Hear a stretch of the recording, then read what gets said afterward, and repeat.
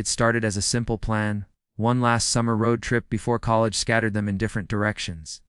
10 friends, packed into a dark blue Chevy Suburban, laughing as they loaded up coolers, cassette tapes, and a half-broken camcorder that Mark swore still worked. The desert seemed like the perfect backdrop for freedom, wide open skies, empty highways, and the promise of no rules. They left Flagstaff just after sunset, the horizon painted in deep red and gold, the kind of evening that makes you think nothing bad could ever happen. They joked about ghost towns and alien abductions, not realizing how close those jokes would come to truth. By the time they crossed into the first stretch of desert, the radio had gone quiet, just static like the world was slowly fading out behind them. The stars overhead looked too bright, too close, like they were pressing down on the earth itself. They stopped once, near an old gas station that looked abandoned, its sign half hanging, the letters faded beyond recognition. One of them, Jess, said she thought she saw movement inside the store, a shadow or maybe just her reflection in the glass. Nobody wanted to admit they felt uneasy. They laughed it off, turned the music louder, and drove deeper into the dark. As the night grew heavier, the laughter died down. The road stretched endlessly, black and silent, like it was swallowing sound itself. The desert air felt strange, thick, still, almost electric. Every mile took them further from anything familiar, but no one wanted to say it out loud. They passed a rusted road sign that read Coyote Ridge, 7 miles, though none of them remembered seeing it on the map. The camcorder light flickered on, recording their faces, smiling, unaware, the last moments anyone would ever see of them alive. As the Suburban rolled closer to Coyote Ridge, something in the air began to change. The desert, once wide and peaceful, started to feel unnatural, like it was holding its breath. The headlights caught the outlines of strange rock formations, jagged and black against the moonlight, rising like ancient monuments. The radio, which had been silent for hours, suddenly came to life with a low hum. Not a station, not music, just a constant, vibrating tone that seemed to echo through the metal frame of the car. It wasn't just a sound, it was a feeling, deep in the chest, like the air itself was pulsing. Jess tried switching the frequency, but every station was the same, static, then a voice, faint and garbled, saying something none of them could quite understand. They stopped the Suburban by the side of the road, the engine ticking in the cool night air. The desert was dead quiet, but underneath that silence, there was something else.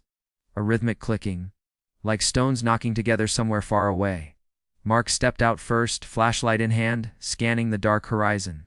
"It's probably just the wind," he said, though there wasn't a hint of breeze. When the others joined him, they noticed their phones had no signal, no time display, not even a flicker of battery.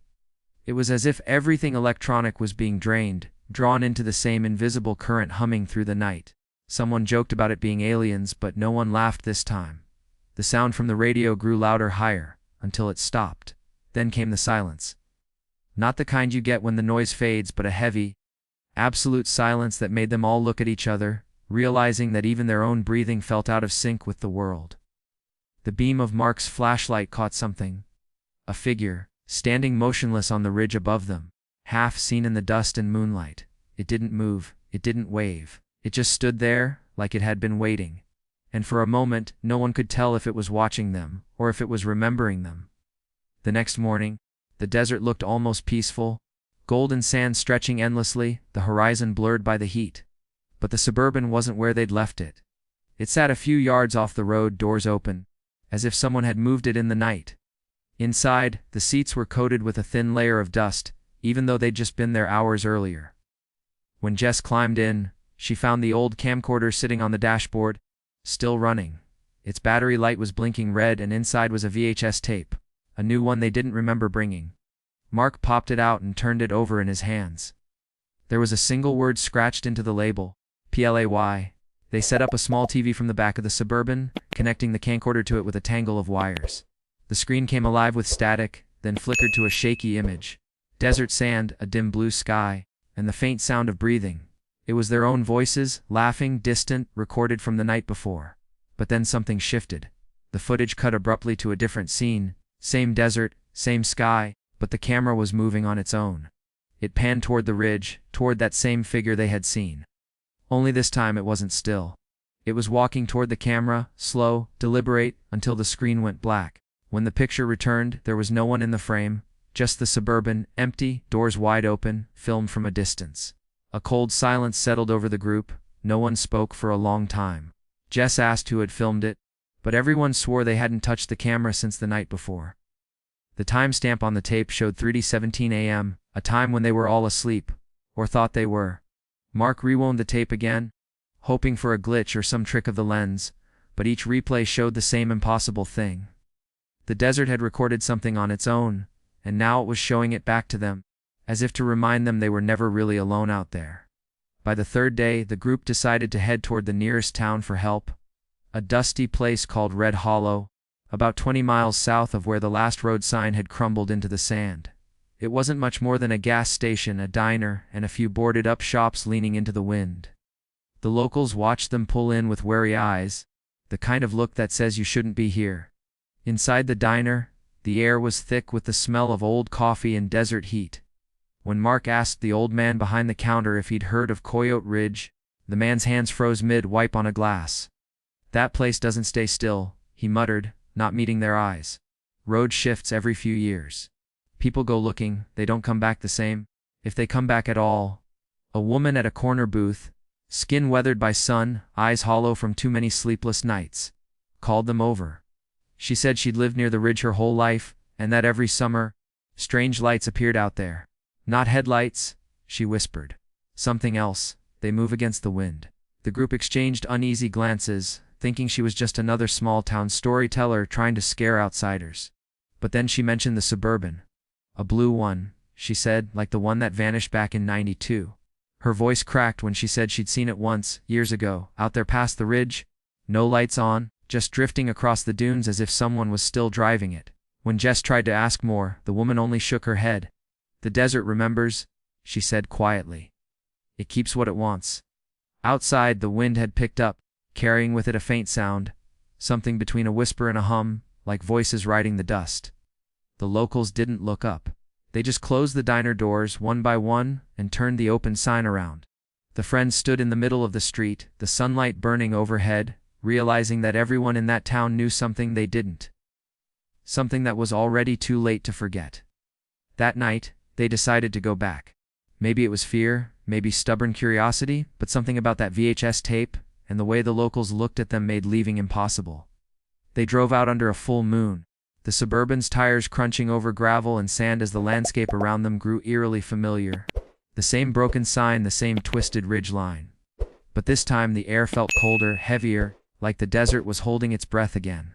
Every shadow seemed to move, every gust of wind carried whispers that faded as soon as they tried to listen. When Mark checked the GPS, it spun endlessly, showing no direction, no coordinates. And then the headlights dimmed, not all at once but slowly, as if something invisible was draining them dry. They parked near the ridge and stepped out, flashlights flickering weakly in the dark. The sand beneath their shoes wasn't just sand anymore. It felt soft, uneven, like it had been disturbed. They followed the faint trail of tire marks leading toward the dunes. The same tracks from their own Suburban, except these ones were older, crusted with layers of dust. Half buried in the sand, they found something glinting under the moonlight. A metal keychain, the kind that Reed wrote 66, still attached to a set of car keys. Jess recognized it instantly. It was hers. But she dropped hers inside the car earlier that day. When she turned to tell the others, the desert went silent again, so completely that she could hear her heartbeat echoing in her ears. Then, from somewhere beyond the ridge, came the faint crackle of static. The same sound from the VHS tape. It rose and fell, like a voice trying to form words through a broken signal. Mark lifted the camcorder, pointing it toward the sound, but the lens fogged instantly, and the battery drained to zero. A shape began to take form in the darkness, the silhouette of a vehicle, lights flickering like fireflies, slowly approaching from the horizon. It looked exactly like their Suburban. The same dent in the door, the same cracked taillight. Only this one wasn't driving toward them, it was moving without sound, gliding just above the ground, passing through the dunes like smoke. And as it drew closer, the static deepened, not from the radio this time, but from the ground itself, humming like the desert was alive and remembering everything it had taken. To this day, no one knows what really happened to those 10 friends in the summer of 1992. The blue Suburban was never found, the second VHS tape remains sealed in evidence, and the desert, as always, keeps its silence.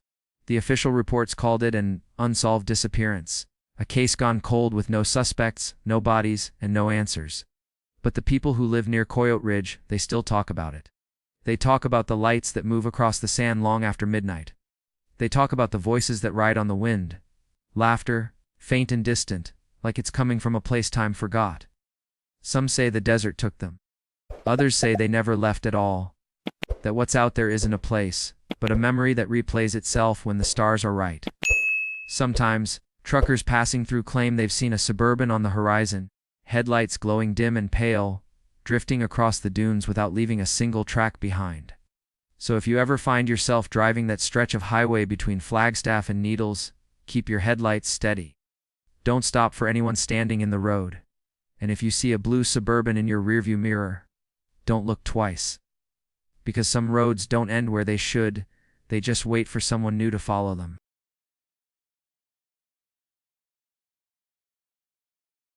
If you liked this video, don't forget to hit that like button, share it with your friends, and drop your thoughts in the comments below. Most importantly, subscribe and hit the bell icon so the next secret finds you first.